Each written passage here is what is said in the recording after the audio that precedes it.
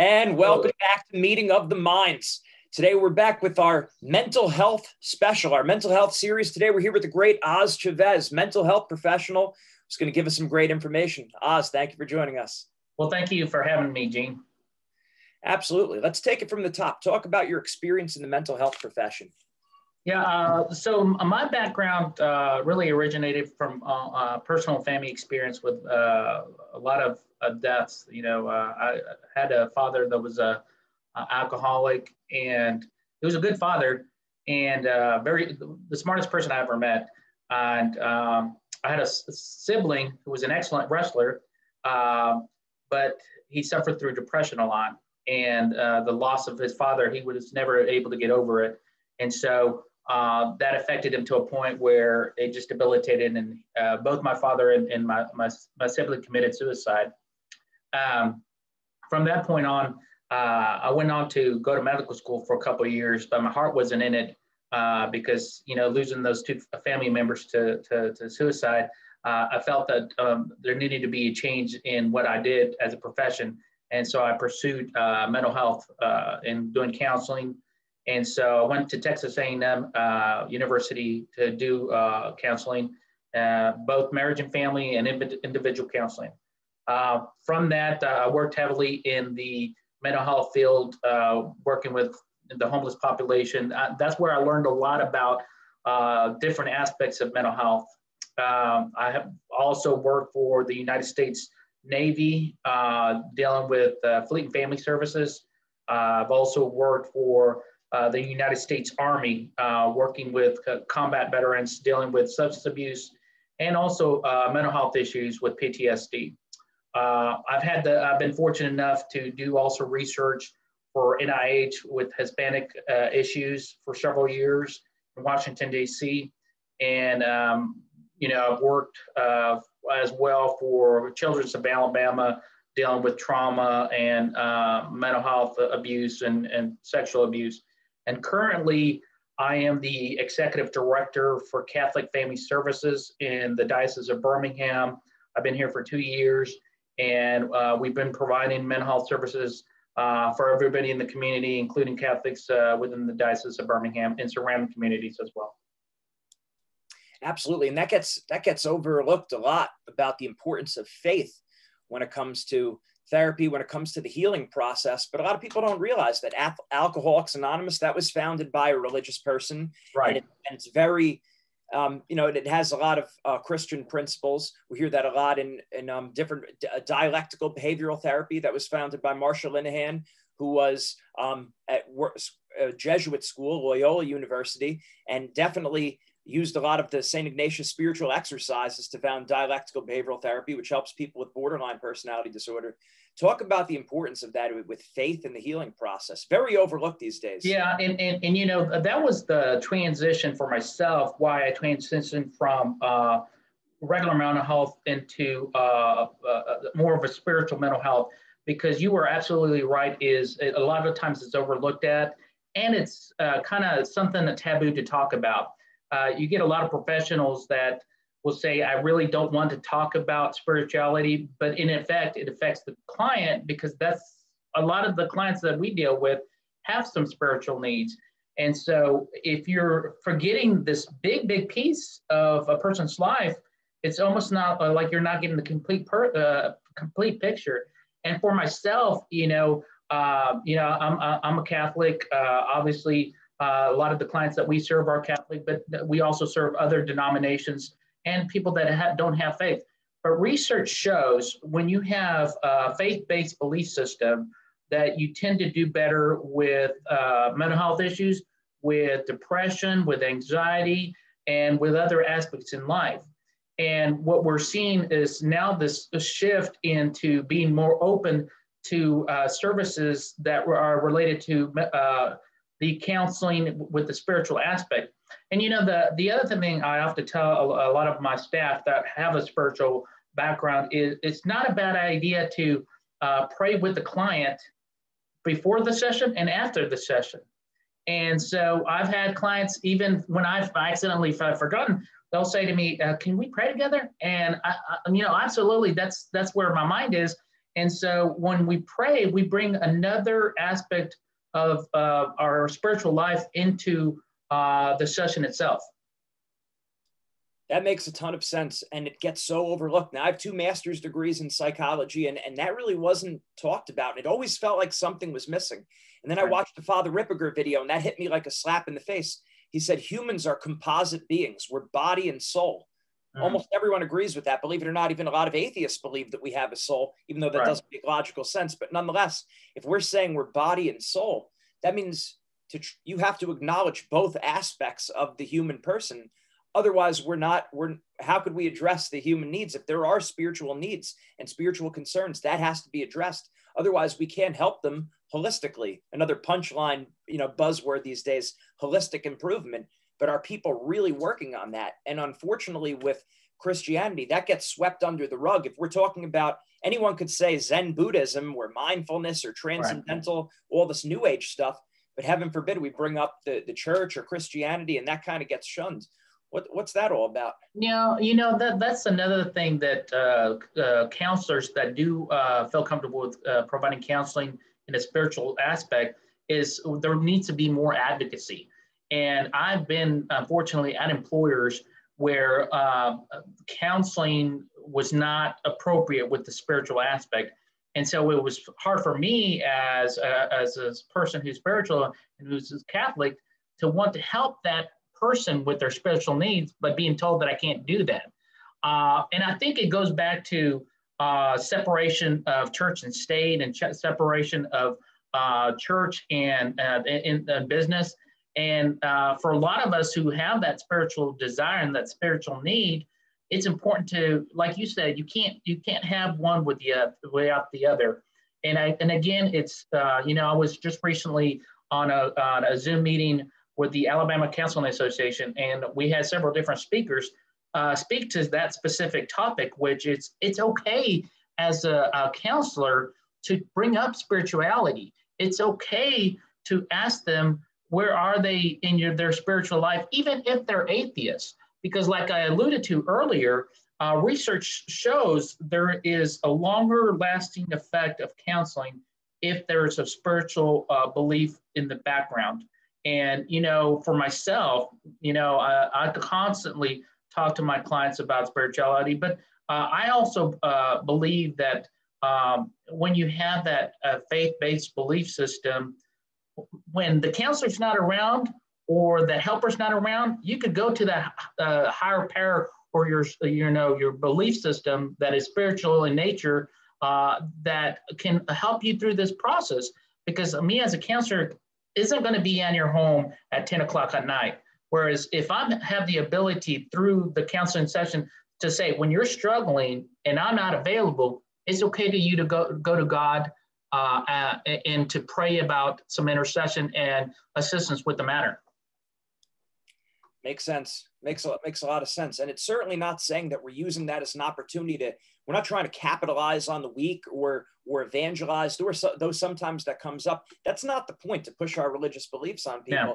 But it can't be looked at as taboo to ask, are you a religious person? What are your ultimate beliefs? What do you believe about God? What do you believe about the afterlife? What do you believe it means to be a person? In my mind, we sweep under those because it seems like it's taboo. We sweep that under the rug. And those ultimate questions drive every action we take, every decision we make. So I think we do need to start talking about those ultimate questions. And it's certainly not to be in an invasive or a pressuring way. Yeah. And to that topic, what we're seeing is a lot of faith-based students. That is a need that they're asking and they're yearning for.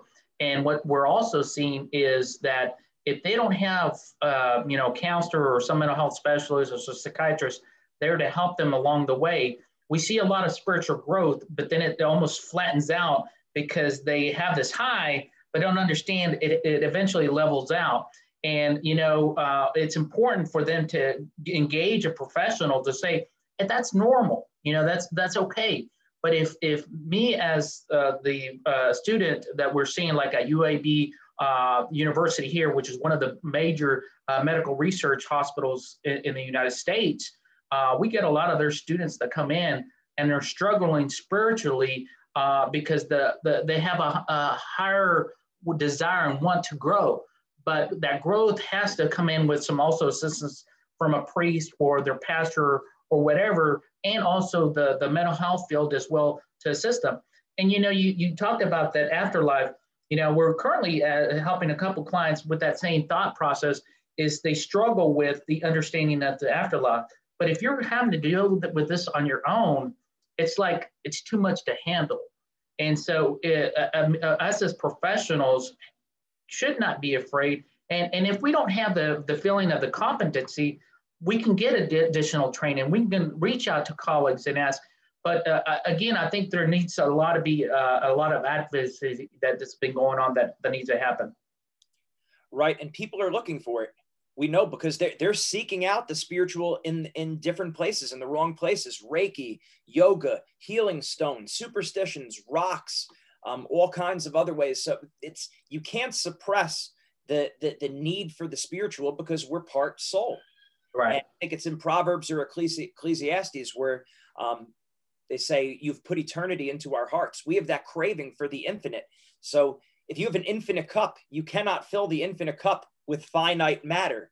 And that's what we're trying to do a lot. That leads to the addictions or different struggles. We're trying to fill an infinite cup with finite matter. And it's not to say matter's bad. We're not talking about Manichaeism, Gnosticism, or Puritanicalism, but there's another part to us other than just the body.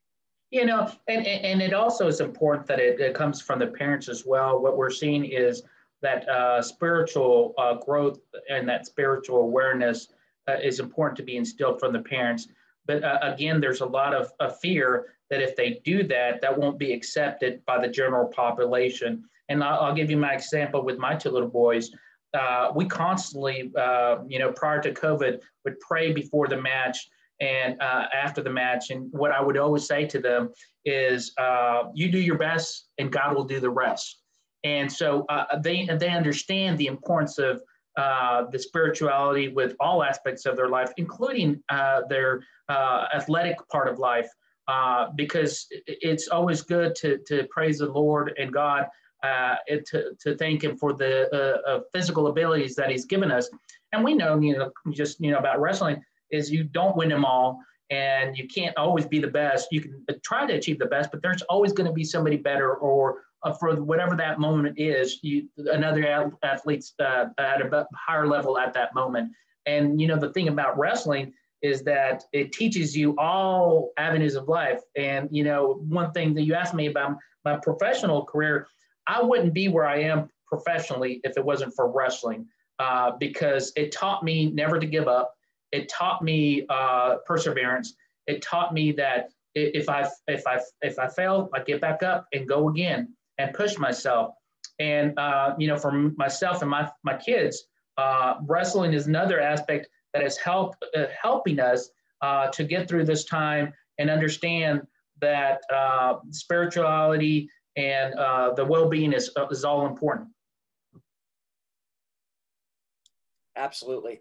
Oh, that's great. And just tying that all in with sports. And I think that it's, especially with a sport like wrestling, but really all sports, right?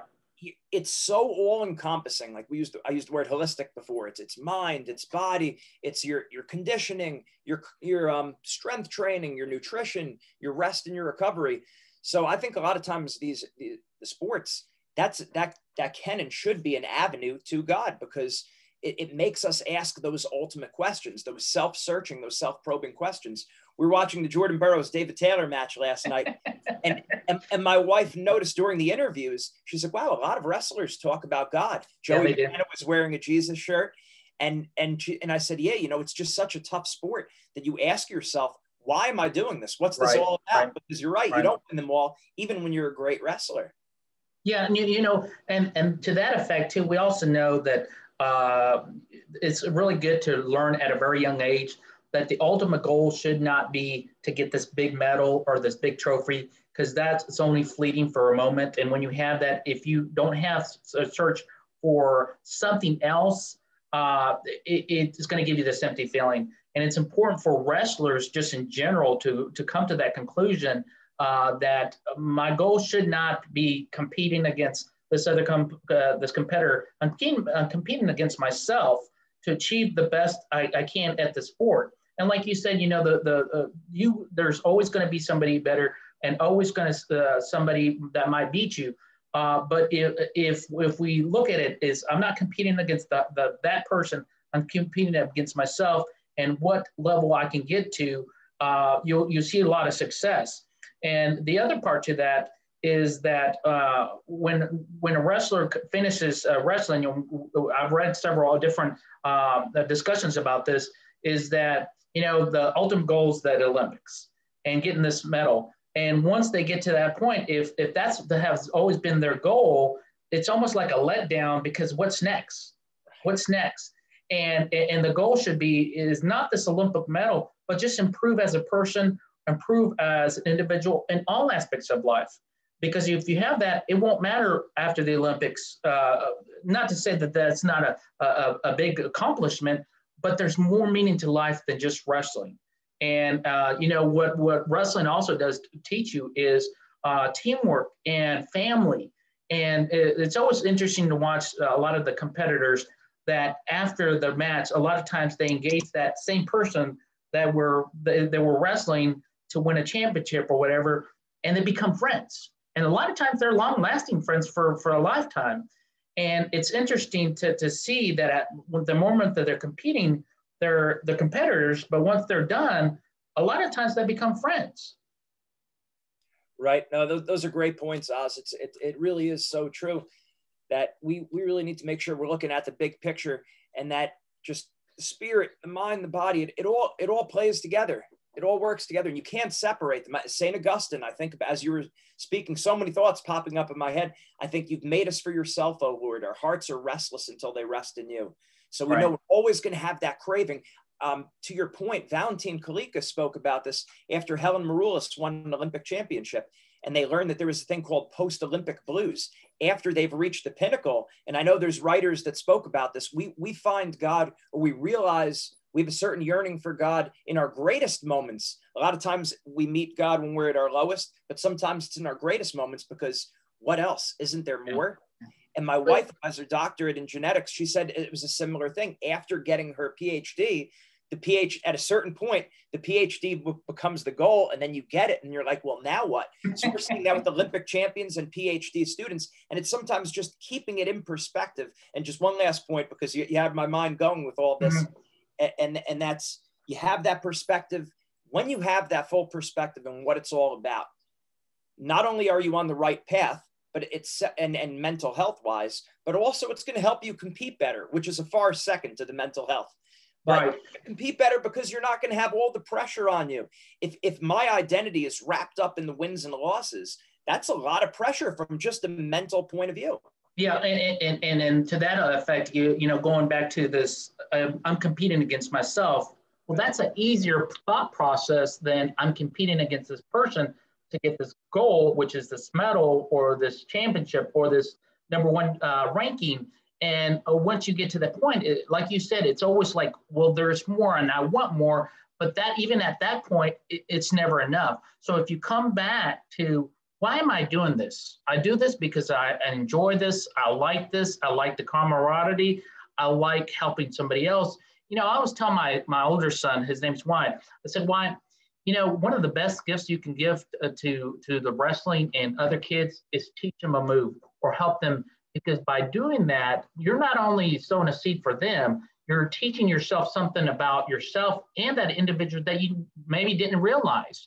You know, the other part to the competition, I think a lot of athletes overlook, is a lot of the reward really doesn't come from the competition. It comes from the preparation of the competition. It's the work that you've done.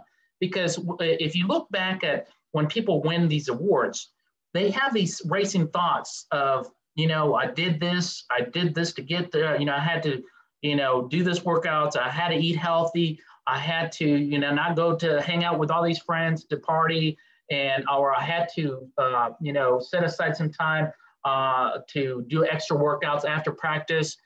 But that dedication not only transitions for that time, but it also helps form that person as they grow into adults. And then once the wrestling career is over, where they're actually competing, it translates into situations within like family situations. They can remember, the struggling of feeling like I'm never going to be able to beat this person. And so it translates when, you're arguing with your spouse. This too shall pass, because I was able to get through it over here with wrestling. I can get through it with my wife in this situation, whatever the situation is. Or as a business perspective, I constantly deal with different entities and groups, and sometimes better than others. What we learn is that you learn to work around certain difficulties, because what you've learned in wrestling, you learn to face those adversities and work around those. And it's kind of like if you lose to the same guy several times in a wrestling match, you eventually figure out different ways to attack that individual. And in life is the same principle. Is if it keeps on failing in a certain way, then maybe you need to go out from a different perspective. So, absolutely, that's a great point, and that's what's missing a lot of times with these athletes. What are some of the biggest maybe mental mistakes you see these athletes make? I think you hit it earlier, which is they put a lot of pressure on the win. And if they were able to mentally separate the win from the participation itself, I think it would reduce a lot of the stressor. And we know that when a person is, let's say, ruminating about, I've wrestled this guy before, he's beat me by 5 points, he's probably going to beat me again. My dad's yelling at me in the background that I shouldn't have lost as a kid. My coach is saying these things to me. Well, that's a lot of pressure. But if you say, you know what, regardless if I win or if I lose, as long as I give my best, that's the most important part. And it doesn't matter if it's mom, dad, the coach, as long as you gave your most effort, that's the important part. And the other aspect to remember, and we talked a little bit about this at the beginning, is mental health is so tied into an individual's well-being. So let's say if you're struggling in schoolwork, well, you go to practice, your mind may not be at practice or might not even be in the competition because you're worried about the results of the schoolwork. And not to say schoolwork is important, obviously, but what I'm saying is the stressor of that will affect the person's ability to compete. And we also know that if we're having familial issues, what we're seeing right now with COVID, a lot of things that are occurring that normally didn't occur to the extent that they are occurring now. And so what happens is the person is pinning up these emotions and they're not getting them out. Athletes are not any different.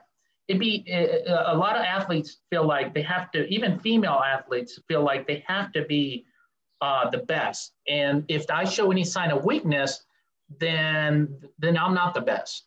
But in order for a person to be a true, the altruistic person, it's okay to cry about, not being able to do something. It's okay to have these fears, and it's okay to talk about them. It's okay to talk to them with your coach, your professor, your family, a counselor, even your wrestling mates or your other athletes that compete in the same sport that you're doing.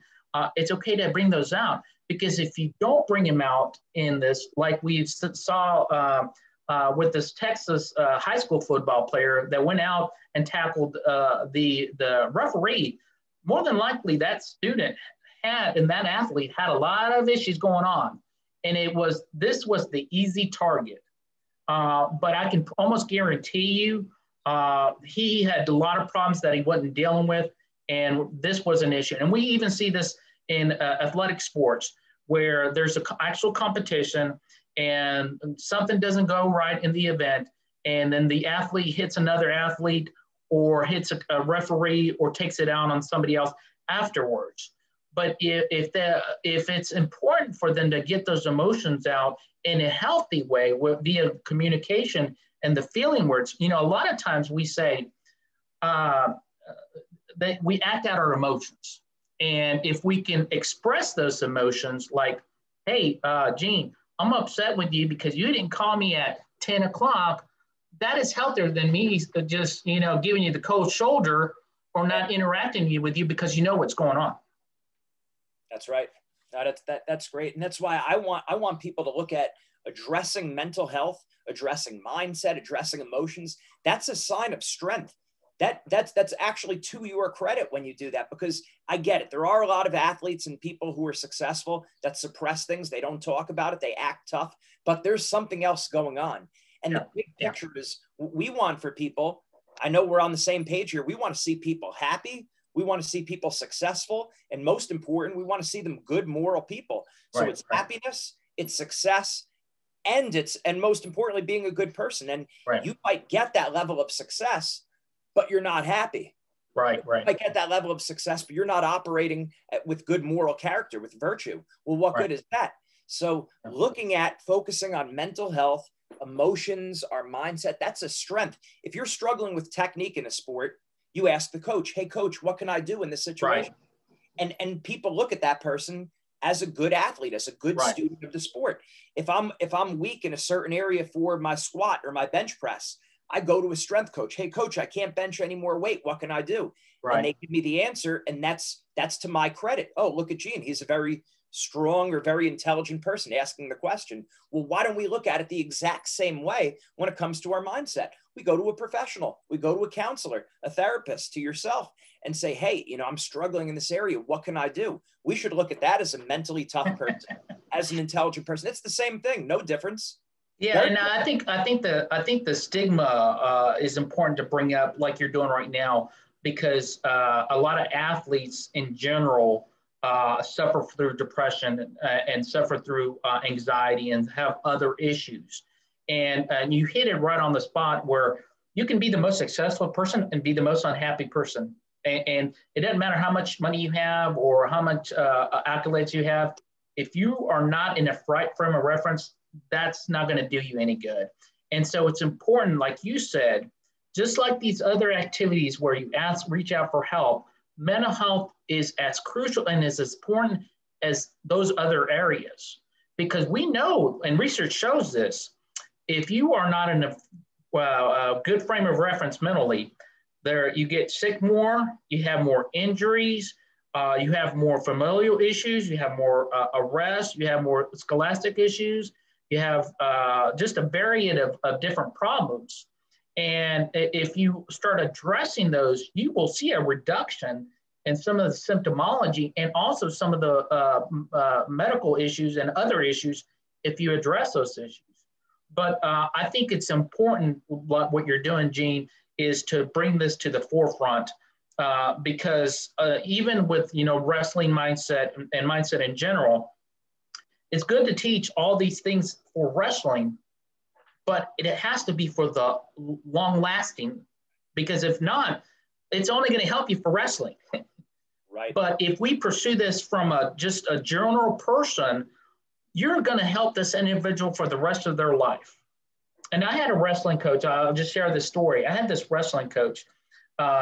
His name is Eldon Brandenburg, and I grew up in a small town in Dodge City, Kansas, and I wrestled for Dodge City High School. And he used to tell me, and it's so interesting, like I grew up in a very poor area where gangs were involved and stuff like that.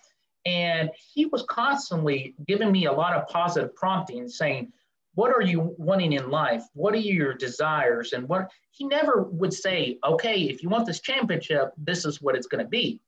But what it was really sowing in my mind was healthy coping skills, healthy desires that I need to do with life. And it wasn't until an event that I got in trouble at school. And he said, is this what you want for life? And I said, no. He goes, well, then you need to change the way you process things and the way you do things and the way you interact. And basically he was telling me is the way I view situations or the way I think, mental health stuff, that it will affect all aspects of my life. And once I was able to grasp that and also get help from a mentor like him and other individuals in my life, that transformed me as an individual so that when things would come up, I knew that I could go to this individual and process some of my feelings. And if I'm not able to process those feelings, they come out in very negative actions. And what we're seeing, and you know this, a lot of collegiate teams are now looking for a well-rounded athlete that works well with his fellow athletes. Because if you have, and I don't want to say one bad seed, if you have an athlete that is struggling emotionally, it's very detrimental to the whole team. And so if you don't help that individual, eventually, whether you keep him there or go somewhere else, he's going to have the same issues. So why not help that athlete while the person's there? And if, a letter team, obviously there has to be consequences, but, so important when we're struggling mentally, it's not because we intended to do these things or we intended to be depressed. It's just we don't have those coping skills. And if they learn these coping skills, it will transpire in other areas of their life. Absolutely. And that's what sports are at their best. It's using the sports or any activity someone's involved in, even if they never become an athlete, it's using sports as a vehicle to build virtue and to build mental skills and these life lessons really for life. So it's sports, it's school, it's your career, it's your entire life. And knowing that all those, the science is all behind it, the correlations are there. As I said before, the people who are more religious, who have a sense of purpose, who go to, a house of worship regularly, they're living longer and they're living happier. Right, so right. That's all there. And then people who are addressing the mental health concerns, they're living happier, they're living healthier. We said how that connects in even with performance. When you understand your why and your purpose, you're not basing your success, you're not basing your identity on success or failure. And knowing that it's all tied together, the correlations are there, the science supports it. And I look at it like this, back to what you said before about a lot of times that separation of church and state, that separation of God and the rest of our life, which people look at as a good thing. That's a terrible thing. Yeah, it's not a good thing. It's a logical impossibility because if you might be able to separate the carpenter from the chair he makes. Why? Because the carpenter makes the chair of wood and nails. So the carpenter could make that chair, step away from the chair, and the chair is on its own. Yeah. But God made the universe out of nothing, which means he holds everything by his grace and existence at all times. So God cannot separate himself from the universe. Otherwise, you don't have the universe because there's no matter that holds it together other than God's grace. And we don't examine that a lot of times. So we can't separate our faith. We are mind, body, and spirit, and we have to address all of them. Yeah, and the other part, that's why I send my kids to a Catholic school, is because I know the importance of our faith in our everyday life. And when I'm struggling, that is the first person I go to is my faith, my higher being, God as I know him, the Holy Spirit, the Trinity is, I know that that's going to be constant. And if you grow in your spiritual life, that's going to be your number one source of comfort. And for a lot of us that don't understand this, that's even above family, above our spouse is our spiritual life, because we will always, people are made to fail, meaning in relationships. So no one's perfect. And so when you're interacting with people, they're going to do something that you don't like. But with your spiritual life, that is a constant. That is never going to be going away if you have that aspect. And if you don't have that, I encourage people to reach that out. It's okay, and I'm going to be honest with you. Growing up, my parents would send us to every church you can imagine, Protestant, Mennonite, even though we were Catholic, but our parents wanted to see all aspects of life.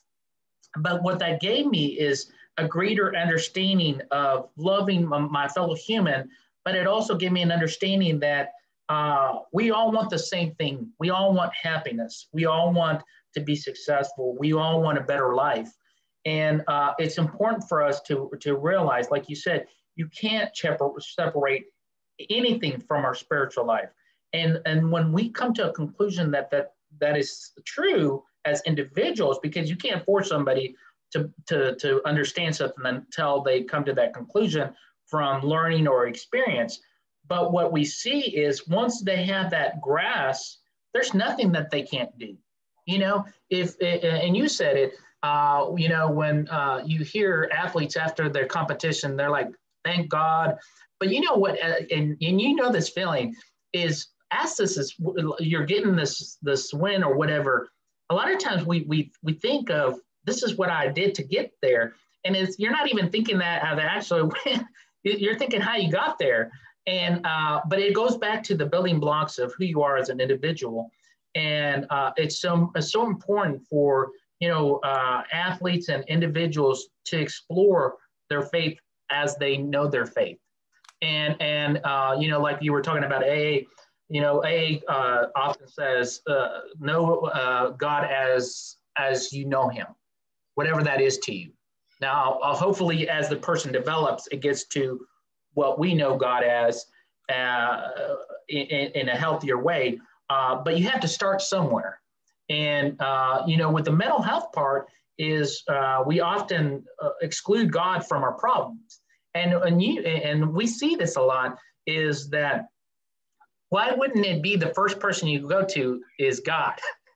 Right. If Gene can't fix it, Oz can't fix it, your parents can't fix it, your coach can't fix it, you know who's left is God. But if we went to God first, that would save us so much relief and pain. Because even myself, and I'll be the first one to tell you, my wife has to remind me sometimes when I'm struggling with something at work or with a client or something. She's like, "Well, have you prayed about it?" I'm like, "That's the I should know that." The elusive obvious. Wait, when you like, oh, you're right. Because I can't fix everything, and nor did God intend me to fix everything. We are not God, and we're not supposed to try to resolve everybody's problems.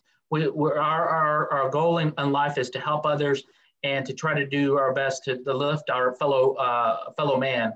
And if we can put our problems on God and let Him do the fixing, we would resolve a lot of the issues that we have. Absolutely. That makes a lot of sense. That's great stuff, Oz. I really appreciate it. How do we send more people your way? Websites, any social media? Yeah. So the email, the website that we have is cfsbhm.org. And it doesn't matter if it's anywhere in the United States. Even athletes that may be looking at mental health issues, I would make myself available for free consultation. And if they want somebody in the local area, we can refer them to that area as well. And they can also find us on Facebook. And what I can do, Gene, is forward you that information. But it's CFS BHM Facebook.com and also on Instagram as well. But I'll forward you that information if you want to post that with the video. And just to give you the number that here at Catholic Family Services, our phone number is area code 205-324-6561. Again, the number is 205-324-6561. And it doesn't matter where you are in the United States. And the good thing about our organization, Gene, is that money's not an issue as far as being able to get resources and help. I always tell, a lot of organizations, don't let the financial be a burden for you getting help. We'll make it work. And right now, what we're dealing with COVID right now is so many families are struggling. So many athletes are struggling because a lot of people are getting locked up inside the house or doing virtual classes, and we're missing that face-to-face contact. But there's ways around that we can try to work through in the meantime. And I think, Gene, you're God blessing to everybody that you come across with, and I pray that the Lord continues to bless you in all that you're doing. And this topic about mental health and spirituality are very close to my heart, and I think you need to continue to pursue it because it's an underlying stigmatic issue that a lot of people do not want to approach that topic, but so many of us suffer with it. Definitely, you did a great job covering it today. So thank you very much. Thank you. God bless you. God bless your family. We'll throw the links to all those, everything you said in the show notes. All right. Well, again, God bless you. And if you want to talk again, we'll talk again, Gene. Absolutely. Take care. All right. Thank you.